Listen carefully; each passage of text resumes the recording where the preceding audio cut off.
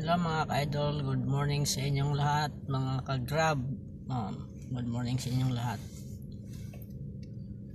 Sa mga mga viewers natin, good morning sa inyong lahat.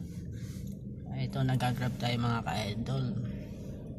Dito tayo sa BGC ngayong umaga, alas 10 tayo. Kumain muna tayo ng almusal mga ka-idol.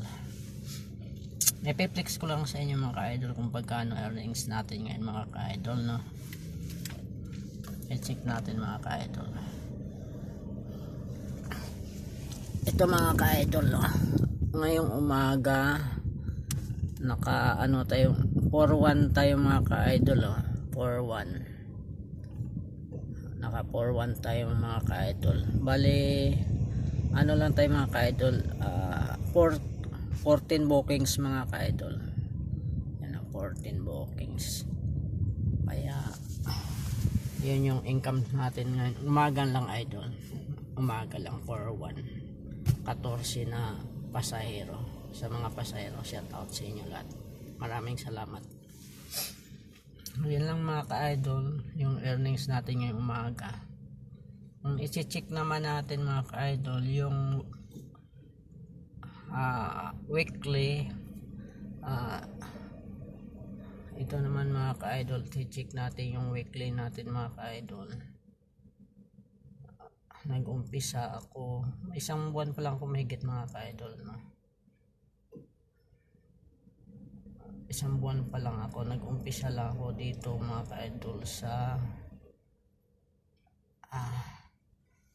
ito sa 5 nag-umpisa dito kasi mga ka-idol, try out ko lang to yan, yun yung kinita ko sa isang araw lang yun mga ka-idol. Kaya try out ko yan, nung umpisa ako nung 5 talaga. Ito yung ka-idol, una kong sampa sa Grab mga ka-idol, 16,000. Hindi pa kasama mga ka-idol yung dyan, yung expenses, yung kain at saka yung gasolina, tollgate.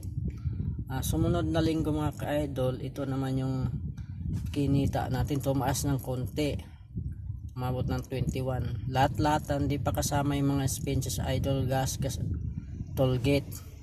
Sumunod naman mga ka-idol, pangatlong linggo, ito naman 22.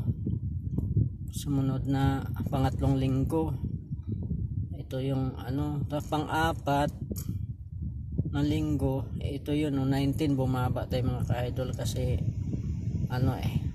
di ko alam kung nag-uulan ba yun or bumaba. Tapos sumunod na ito 22. Ito yung last week idol, ito na yung pang 5 linggo ko mga ka-idol, 22.